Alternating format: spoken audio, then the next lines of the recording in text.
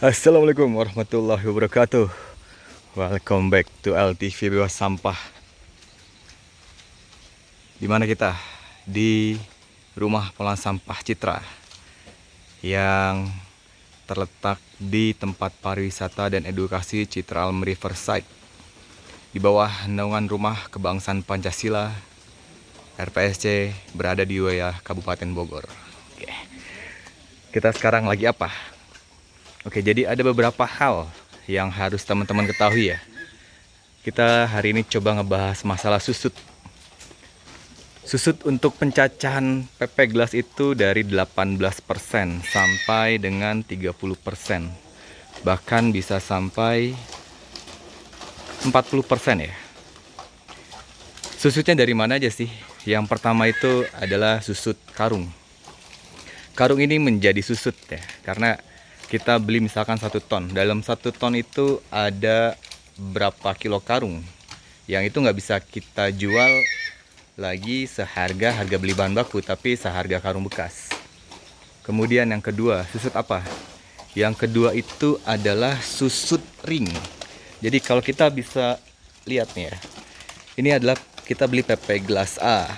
Tapi di dalam PP gelas itu, ini kayak ada ring, ada gelas B yang bening tapi warna.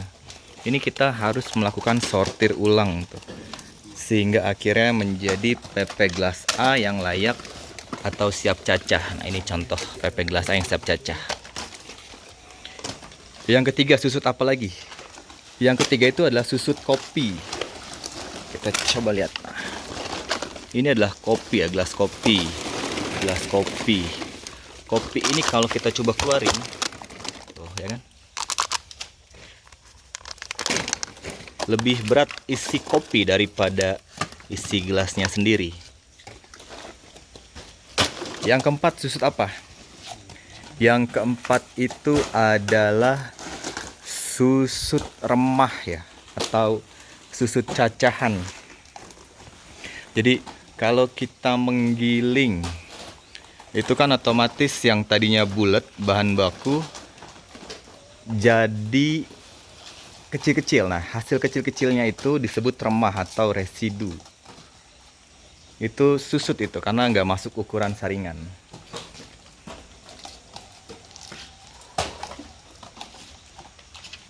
Setelah masuk proses sortir ulang dari bahan baku yang beli di lapak, baru ini kita bisa naikin ke atas panggung produksi. Ini adalah bahan baku yang siap cacah nih, juga PP gelas A. Kita lihat itu PP gelas A semua ya. Kita coba cek di atas bahan bakunya.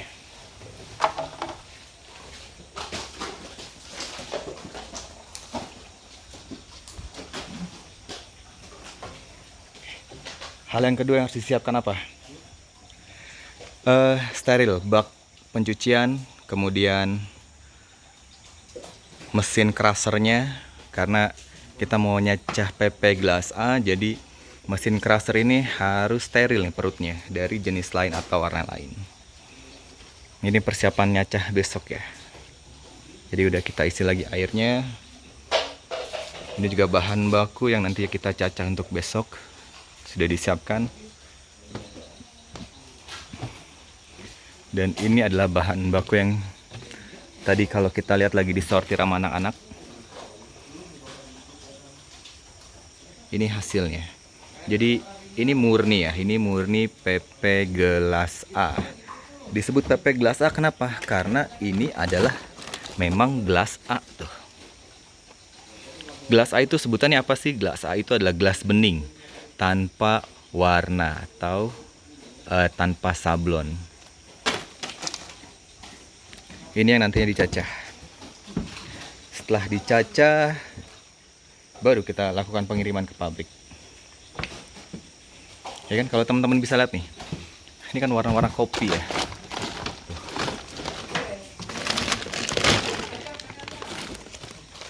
Nah, ini kayak gini harus kita buang label. Kita buang label. Ini juga kita cabut lagi karena masih ada, harus kita bersihin lagi. Nah tuh, ini kopi My Brother and Sister. Nah, kayak gini. Ini kita taruh lagi di bawah biar disaksikan anak-anak. Ini juga. Jadi adalah quality control atau QC sebelum melakukan proses pencacahan.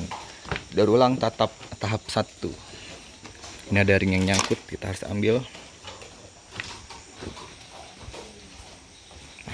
Tadi susut yang keempat apa? Susut remah. Remah itu dari mana sih? Pertama, remah itu ada di sana, di bak pencucian. Yang kedua, remah yang keluar dari output si mesin sentri, pemeras atau pengering. Itu disebut remah tuh ya. Itu susut, padahal itu adalah PP gelas. Makanya kenapa teman-teman kaget ya kan? Kok susutnya bisa banyak banget sih bang? Bisa sampai 30% atau 40% dari mana? Itu hitung-hitung susut. Jadi susut ini nanti yang bisa kalian atau teman-teman jadikan patokan harga untuk pembelian bahan baku. Setelah susut 30% sampai 40%, apalagi yang harus dihitung adalah biaya produksi. Biaya produksi itu apa?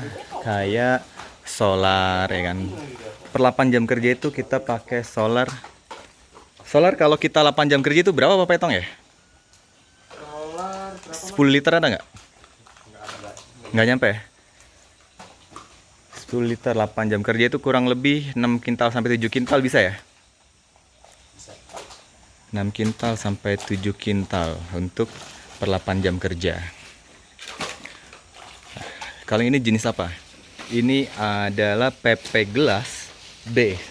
Tapi kalau ini dilakukan sortir dengan biaya 1.500, itu nantinya bisa menjadi PP gelas A. Seperti apa yang udah disortir? Nah, itu dia tuh kalau teman-teman bisa lihat. Ini karena yang nyortirnya sudah pulang ya.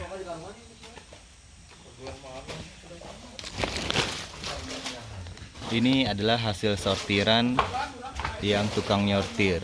Jadi mereka dibayar 1.500 per kilo untuk membersihkan PP gelas A ini menjadi PP gelas B atau A kotor menjadi PP gelas A bersih siap kaca. Teman-teman mau silahkan.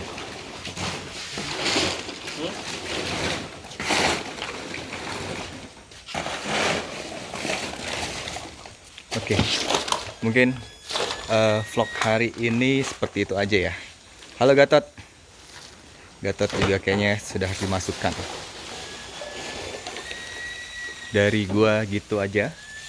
Jadi sekali lagi untuk teman-teman, semoga teman-teman bisa menghargai bahwa ini sampah-sampah ini ya, kalau tidak dilakukan proses daur ulang, mau diapain ini?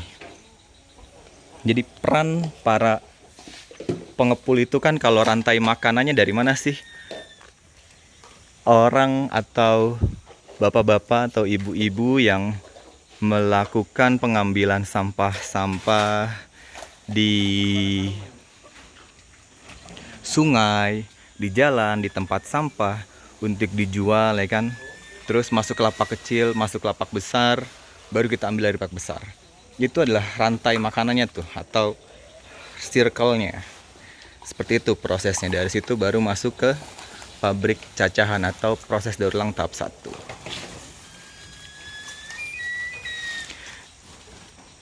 Sekian aja dari gua. Sebelum teman-teman semuanya bete dengerin ocehan atau dongeng tentang sampah, seperti biasa dengan motonya RPSC, ayo pilah, olah, dan ubah sampah menjadi emas. Dan himbauannya adalah jangan pernah menyepelekan tukang sampah ya. Karena tukang sampah ini yang membersihkan Ibu Pertiwi daripada sampah-sampah. Kalau nggak ada mereka, teman-teman bisa tidur di atas tumpukan sampah. Shadaqallahul azim.